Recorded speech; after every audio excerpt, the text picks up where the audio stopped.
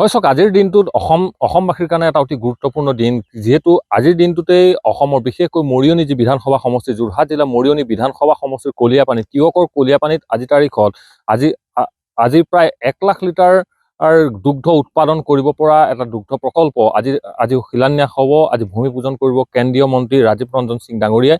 ইতিমধ্যে বিয়লি ভাগত আচলতে এই বৃহৎ যি কাৰ্যসূচী ইয়াত ৰখা হৈছে, আৰু যিটো প্ৰকল্পক লৈ ইতিমধ্যে তিয়কত এক উল্লাসমুখৰ পৰিৱেশ হৈছে। যে বিশেষকৈ এইটো কথা কাৰণে ক'ব লাগিব যে প্ৰায় 50 বিঘা ভূমি সামৰি যি বৃহত্তৰ প্ৰকল্প ইয়াত স্থাপন কৰিবলৈ লোৱা হৈছে, সেই প্ৰকল্পত যেতিয়া সম্পূৰ্ণ হ'ব, এই প্ৰকল্পই প্ৰায় প্ৰতিদিনে 1 লাখ লিটাৰ আচলতে দুগ্ধ উৎপাদন কৰিব।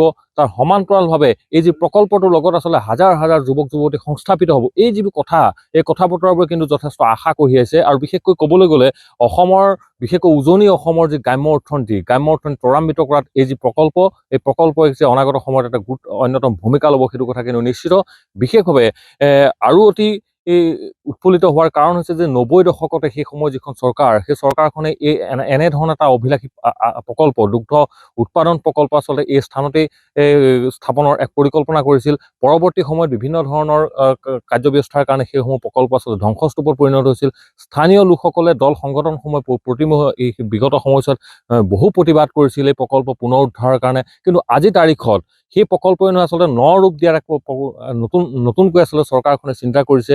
নতুনকৈ প্ৰকল্পত লৈছে প্ৰায় 50 বিঘা ভূমি সামৰি যিটো প্ৰকল্প স্থাপনৰ সিদ্ধান্ত কৰা হৈছে। মই ইয়াৰ ভিজুৱেলছ আমি দেখাই আছো। সেইটো প্ৰকল্প আছিল যে 90 দশকতে আচলতে স্থাপন কৰা হৈছিল, বিভিন্ন কাৰণত ধ্বংস হৈ গ'ল। কিন্তু আজি তাৰিখত সেই স্থানতেই পুনৰ এটা নতুনকৈ আচলতে প্ৰকল্প স্থাপনৰ যি সিদ্ধান্ত অসম চৰকাৰখনৰ, এটা গুৰুত্বপূৰ্ণ আৰু অভিলাষী এই প্ৰকল্প আচলতে এটা গুৰুত্বপূৰ্ণ সিদ্ধান্ত। মই স্থানীয় একাংশ যুৱক আছে, মই কিছু কথা জানিম যে মই আপোনাৰ ওচৰলৈকে আহিছো, কেনেকুৱা ধৰণৰ কি ভাবিছে যিটো প্ৰকল্প, এই প্ৰকল্প কিন্তু যথেষ্ট সম্ভাৱনা কঢ়িয়াব, কেনেকুৱা ধৰণৰ অনুভৱ? হয়, পোনপ্ৰথমে মই অসম চৰকাৰখনক ধন্যবাদ জনাম, মাননীয় মুখ্যমন্ত্ৰীগৰাকীক ধন্যবাদ জনাম, আৰু লগে লগে মৰিয়নি সমষ্টিৰ বিধায়ক ৰূপজ্যোতি কুৰ্মী ডাঙৰীয়াক মই ইয়াৰ পৰা ধন্যবাদ জনাইছো। কাৰণ তেওঁলোকৰ সদিচ্ছাৰ কাৰণে, অসম চৰকাৰখনৰ সদিচ্ছাৰ কাৰণে ইমান এটা বৃহৎ প্ৰকল্প ইয়াতে নিৰ্মাণ হ'বলৈ গৈ আছে। আৰু ইয়াত প্ৰায় 50 বিঘাৰ মাটিত প্ৰায় 1 লাখ লিটাৰ দুগ্ধ আপোনাৰ উৎপাদন হ'ব প্ৰতিদিনে। যিখিনি ইয়াতে আমাৰ গোপালক আছে, গোপালকখিনিৰ কাৰণে অতি আনন্দৰ বিষয়। আগতে ৰাইজে গোপালন কৰে, কিন্তু গাখীৰ বিকিবৰ কাৰণে উপযুক্ত স্থান নাথাকে। কিন্তু এতিয়া এটা স্থান পাব, ৰাইজে এটা উচিত মূল্য পাব, আৰু তেওঁলোকৰ নিৰাশ হ'বলগীয়া আৰু নহয়। তেওঁলোক আগত নিৰাশ হৈছিলে, তেওঁলোকে সময়ত গাখীৰ বিক্ৰী কৰিব নোৱাৰে, তেওঁলোকে লোকচানৰ সন্মুখীন হৈছিলে। লগে লগে ইয়াত প্ৰায় 2-3 হাজাৰতকৈ অধিক লোক সংস্থাপিত হ'ব। নিবনুৱাখিনিৰ কাৰণে এটা যথেষ্ট আনন্দৰ কথা। আৰু এই অকল কলীয়াপানী বুলিয়ে নহয়, অকল যোৰহাট বুলি নহয়, ইয়াত যোৰহাট, শিৱসাগৰ, মৰিয়নি, আমগুৰি সকলো দিশকে সামৰি লৈ সকলো নিবনুৱা যুৱক যুৱতী এক সংস্থাপনৰ এটা স্থান হ'ব এই জেগাকণ। আৰু ইয়াক লৈ আমি কলীয়াপানীবাসী ৰাইজ সঁচাকৈ আনন্দিত হৈ আছো, সঁচাকৈ গৌৰৱান্বিত। ইমান ধৰণৰ ইমান ডাঙৰ এটা প্ৰকল্প আমাক উপহাৰ দিয়াৰ কাৰণে আমি পুনৰবাৰ অসম চৰকাৰখনক ধন্যবাদ জ্ঞাপন কৰিছো। নিশ্চিতভাৱে চাওক, মই আপোনাৰ ওচৰলৈ আহিছো যে বিশেষকৈ আচলতে যে তিয়ক বুলি ক'লেই আচলতে মূলতঃ তিয়ক বিখ্যাত কিন্তু গাখীৰৰ কাৰণে, গাখীৰ ঘিউ মোৰ কাৰণে আচলতে তিয়ক বিখ্যাত। যদি চোৱা যায়, তিয়কৰ যি গ্ৰামাঞ্চলবিলাকে হওক, জাজিমুখে হওক, বা দাঁতিকাষৰীয়া যিবিলাক অঞ্চল, আজি নৈপৰীয়া যিবিলাক অঞ্চল, মেলেং অঞ্চল, এই অঞ্চলবিলাক কিন্তু আজি তাৰিখতো গাখীৰৰ কাৰণে বিখ্যাত। সেই অঞ্চলবিলাকৰ যিসমূহ গাখীৰ উৎপাদন হয়, সেই উৎপাদনৰ সমূহ আচলতে বিক্ৰীৰ বাবে এখন উপযুক্ত কিন্তু বজাৰ আজি তাৰিখত অভাৱ তেখেতসকলে, গোৱালসকলে বা পশুপালকসকলে কিন্তু অনুভৱ কৰে। যে এই যিটো প্ৰকল্প, এই প্ৰকল্পটোৱে কিন্তু সেইসমূহক যথেষ্ট উৎসাহিত কৰিব বা সেইসমূহ যথেষ্ট সহায়ক হ'ব বুলি ভাবে। কেনেকুৱা ধৰণৰ কি ভাবিছে আচলতে গোটেই প্ৰকল্পটো?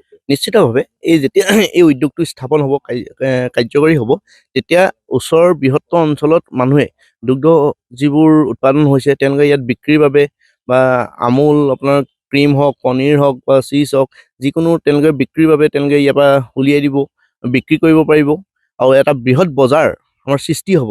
আৰু এই উদ্যোগটোৰ উত্তৰ পূবৰ এক মূল হেড অফিচ হিচাপে নিৰ্মাণ কৰা হৈছে।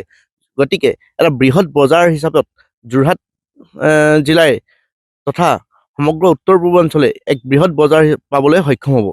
নিশ্চিতভাৱে ধন্যবাদ জনাইছো। আৰু মূলতঃ মই এইটো কথা ক'ব লাগিব যে আজিৰ দিনটো, মই পুনৰ কৈছো, আজিৰ দিনটো অন্যতম গুৰুত্বপূৰ্ণ দিন, যিহেতু আজি তাৰিখত কেন্দ্ৰীয় মন্ত্ৰীজনৰ সমান্তৰালভাৱে অসম চৰকাৰৰ অন্যতম মন্ত্ৰী যে কৃষ্ণান ৰূপাল ডাঙৰীয়া বা বিমল বৰা ডাঙৰীয়া বা যোগেন মোহন ডাঙৰীয়া, এই সকলো লোকে কিন্তু আজি বিয়লি বেলা আহিব, তিয়কৰ এই স্থানতে ভূমি পূজন কৰিব আৰু প্ৰকল্পৰ শিলান্যাস কৰিব। আৰু নিশ্চিতভাৱে ক'ব লাগিব, এই যিটো প্ৰকল্প, এই প্ৰকল্পই যে অনাগত সময়ত অসমৰ যে গ্ৰাম্য অৰ্থনীতি ত্বৰান্বিত কৰাৰ যে অন্যতম গুৰুত্বপূৰ্ণ ভূমিকা গ্ৰহণ কৰিব, সমান্তৰালভাৱে যিসকল উঠি অহা প্ৰজন্ম বা কৰ্মসংস্থাপনহীনতাত ভুগি থকা সেইসকল যুৱ প্ৰজন্মলৈ যে আশা কঢ়িয়াবই প্ৰকল্প, সেইটো কথা কিন্তু নিশ্চিত।